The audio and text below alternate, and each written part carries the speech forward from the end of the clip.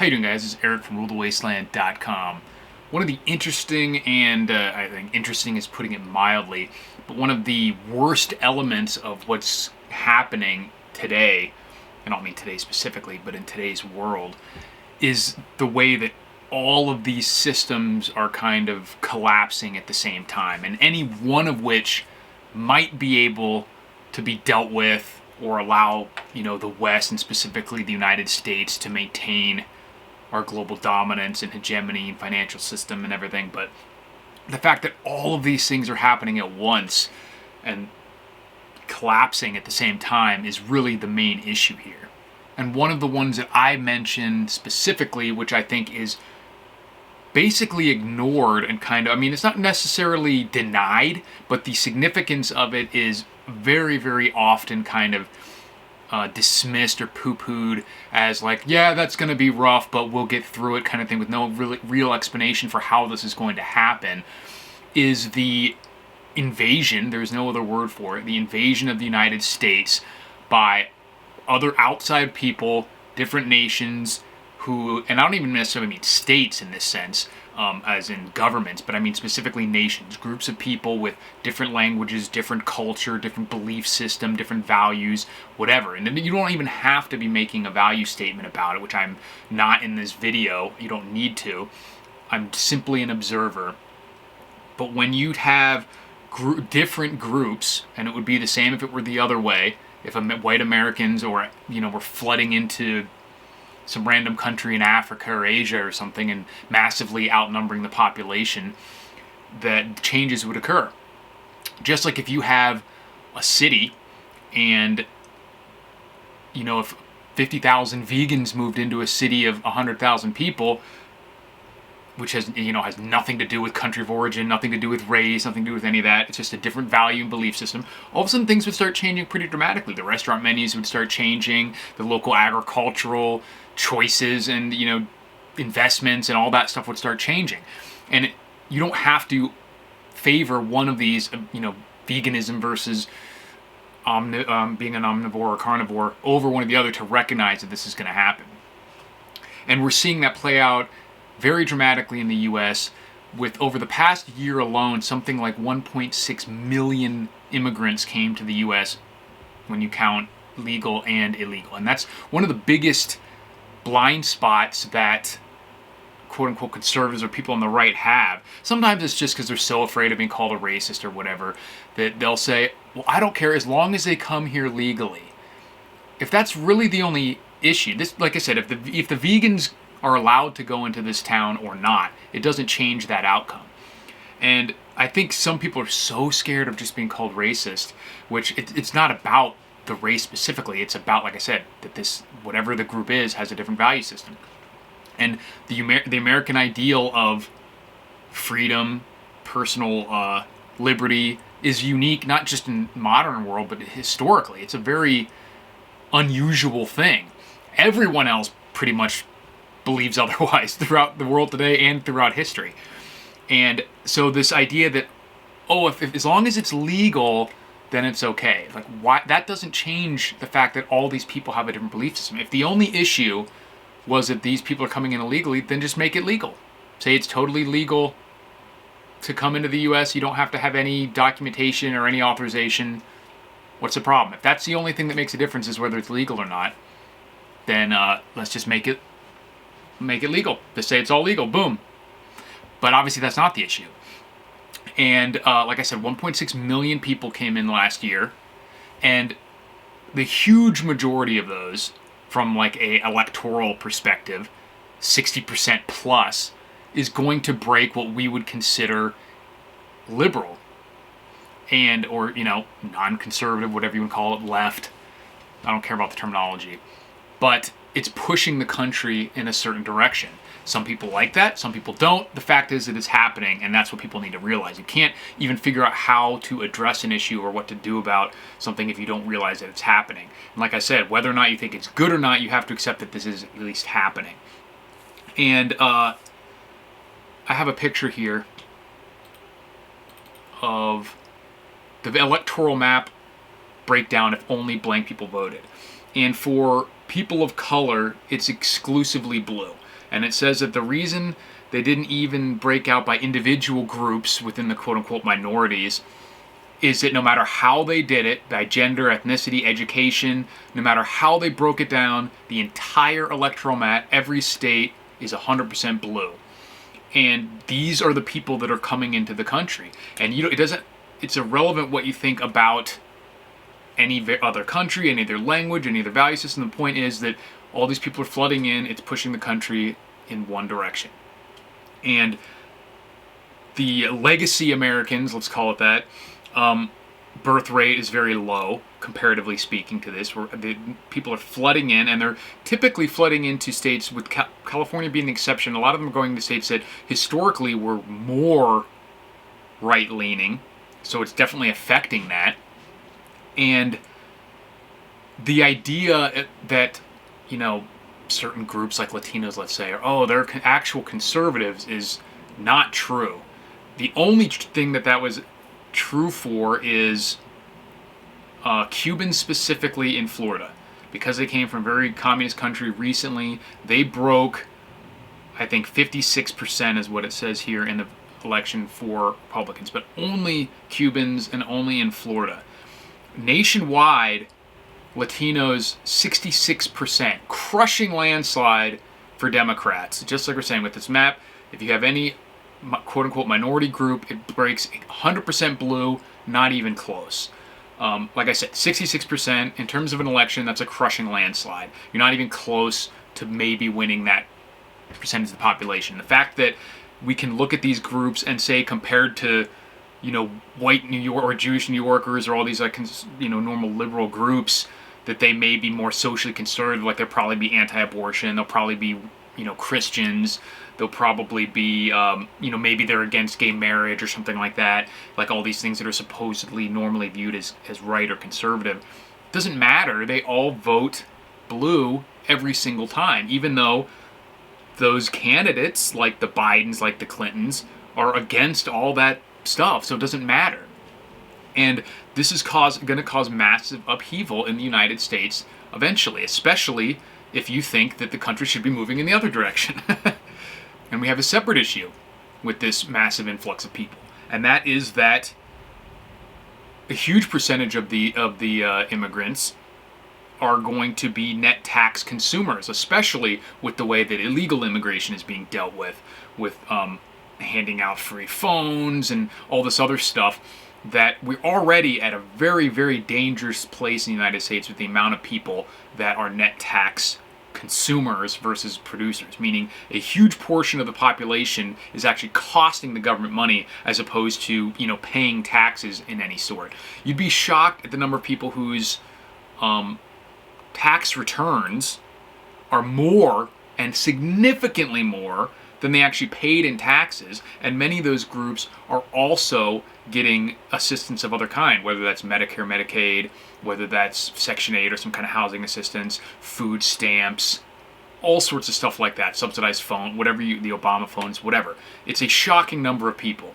According to Statista, it says an estimated 72.5 million households, or 40% of total households, will pay no federal income taxes for year 2022. So just talking about sending any money to the government, 40% already are not paying anything. And that doesn't even count them actually getting a negative, paying negative taxes, so they're already not sending anything in. And a huge percentage of these people are actually taking money from the government as well. Now, it's true that income tax is only one tax, and there may be even some very rich people who manage to not pay income taxes because of the nature of the way the tax system works. But still, if we look at the share of households paying no net federal taxes, it's 28%. And like I said, that's just no net taxes, so it's not accounting for what that negative number may be. So almost a full third of households are paying no net federal taxes of any kind. Another element of the government assistance issue, or not even assistance, let's say, but government expenditure issue that most people kind of fail to take into account when dealing with this issue is the fact that there's a huge portion of these people who even are paying taxes are still getting their entire incomes from the government. So, this is has implications for stuff like GDP, which measures government spending, not real true creation, not real true production. So there's a massive number of people in the United States who are whose entire income, whose entire tax spent, which is stupid that they have people even pay taxes when you're getting your money from the government, because it's just to prop up the way the system looks, where you should just get paid less and not have to pay taxes, because now you're just adding administrative costs to to the system. But there's a massive number of federal agencies that have Americans working for them. Millions of Americans are working for these federal agencies. And so that is just a circular, like they're getting their money, they're paying some taxes, going back, but this is no real production being created here, and it's completely dependent on government spending. A huge portion of the population, of the economy is dependent on government spending, whether that's the welfare and the actual transfer payments and assistance and various things like that, to the Social Security, to the any of these jobs, the military, the government. Like, there is just, I don't think most people realize to what extent this economy is based on government spending. And the government is spending a ton of money that it doesn't even have. So most of that spending is deficit spending, and this is all going to end in disaster.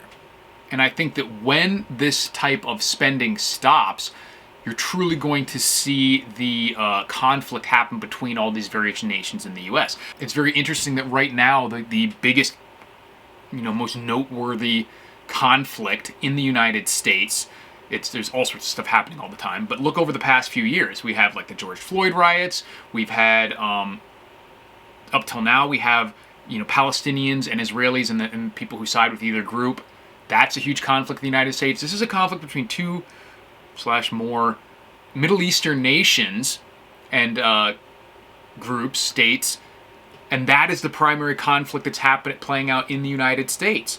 But the point is that this is America, and this is still the primary conflict that's surfacing in our political system, online, in families, whatever. So we're already seeing these multiple interest groups having conflicts in the U.S. It happened before with like the George Floyd types of riots. Sometimes it breaks on ethnic grounds. Sometimes it breaks on political grounds. Sometimes it breaks on, like I said, allegiances to these various other nations. So it's not just all about race, but the point is that there's all these different nations, and they're continuing to flood into the United States from all these places. It's not just Mexican, South American, and Hispanic type immigration. There's also a lot of Arab. There's huge groups of North Africans in various parts of the country, like Somalians and stuff like that, in like around Minnesota and whatnot, different refugee groups. And as these groups continue to grow and grow, it doesn't even matter what the particular group is or what the particular belief system is. The point is that the groups and the belief systems and the languages and the values are different from each other. And not just different from what could be considered a traditional American culture, but different from each other too. So you don't have to necessarily think or be worried that they're going to disagree with you. The fact that they would disagree with others of these groups is going to cause conflict there too. And then when you also have every one of these groups going to be eventually, when these economic troubles start to get even worse, are going to start having to fight over the dwindling amount of real purchasing power that the government is able to dole out. They're going to keep doling out dollars in increasingly insane amounts, but the purchasing power of that is going to become increasingly less and less. And that's why I don't think there's any chance, I've always said this, I really still don't think that there's any chance of the government going a true kind of default route where they just don't pay these obligations. Because, like I said, so much of the government, or the country, is based on government spending, and not just assistance. Like I said, a lot of people's jobs, they're not going to pay. Let me see what it is. Wow, so the federal government employs nearly 9.1 million workers, comprising nearly 6% of total employment in the United States. And I don't even know if that includes the military. But let's say it does. So the federal government employs nearly 9.1 million workers, nearly 6% of total employment in the United States. The figure includes nearly 2.1 million federal employees, 4.1 million contract employees, 1.2 million grant employees, 1.3 million active duty military personnel, and 500,000 postal service employees. So when you factor in 6% of total employment in the US, and then how many, this isn't even counting the direct employment, but how many industries specifically have their entire revenues from the existence of these agencies? How many, different types of trades and building contractors, and that might not be, they're not being paid by the government, landscapers for all these agencies, all the healthcare workers and stuff that are based on, like everything that's based on the fact that this amount of spending is going out into the employee, everything they spend is being propped up by the federal government. And then when you add in the amount of people that are on some kind of government assistance, there's a huge percentage of the U.S. economy that is just based purely on non-productive government spending. And I mean productive in the traditional economic sense of no actual real world wealth is being produced here. No food is being produced. Nothing is being manufactured. A huge amount of this is administrative type work. And even the military isn't directly productive in that sense. So this is just a huge amount of spending. And eventually all these different interest groups are going to be fighting over that. We're already seeing that. And if that starts to shrink at all, this conflict that we're already seeing right now, if the government decides they can't afford to support 2 wars and all the spending in the U.S., all these groups are going to have massive conflict. And I don't see any way around it. And that is going to interrupt / throw a monkey wrench into any of the good things. Like JJ correctly pointed out in our discussion earlier, that the U.S., thank God, is in a very, very uniquely beneficial position in a lot of, objective metrics. Our geographical situation, our huge amount of natural resources, the current amount at least, of, technical minds and skills that we have in the country for doing all these different processes and manufacturing, even if it's not currently being done, different kinds of refinement and building and the chips and all that stuff. So we're in a hugely beneficial position, but we are absolutely squandering it, and it doesn't matter if we have massive conflict, which is eventually going to happen, especially when the dollar spigot starts to run dry. And all these different groups are going to start fighting amongst themselves. And it doesn't even necessarily have to be physical conflict, although that will occur to some extent. We've already seen that to some extent. It doesn't take a lot of that to really interrupt a lot of this stuff. And that's where the geographical expanse of the country will actually can become an issue. Because if you have any sorts of conflict, and we have all the food being produced in certain parts of the country and being consumed in other parts, things like that, you could have situations where, like the South and North in the Civil War, where the South had a ton of resource wealth, but didn't have a way to make anything with it. They didn't have the factories, didn't have the production, stuff like that. Right now, the current country of the U.S. contains all that. But if this starts to have conflicts, and it will, we're already seeing it, so all I'm expecting is that this will expand, that's going to be an issue as well. And I'm hoping we don't see any sort of actual physical, sectarian military conflict or coups or anything like that. But we are going to see conflict between these groups. And I'm not sure exactly what form is going to take place, but my fear / expectation is it's going to look, maybe something like a Yugoslavian breakup, or set up into multiple republics. And that's it.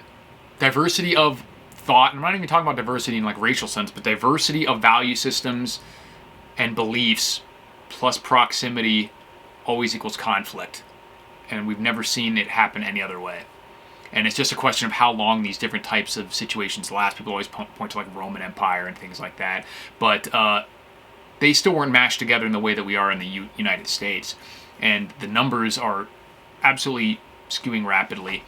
And it's going to cause problems. Just look at how quickly people are turning against each other over a conflict 5,000 miles away. If there's actual conflict starts happening here, people are going to break up into these groups and have all sorts of beef with each other. And I'm not looking forward to it. Let me know what you guys think. Thanks for watching, and I'll talk to you soon.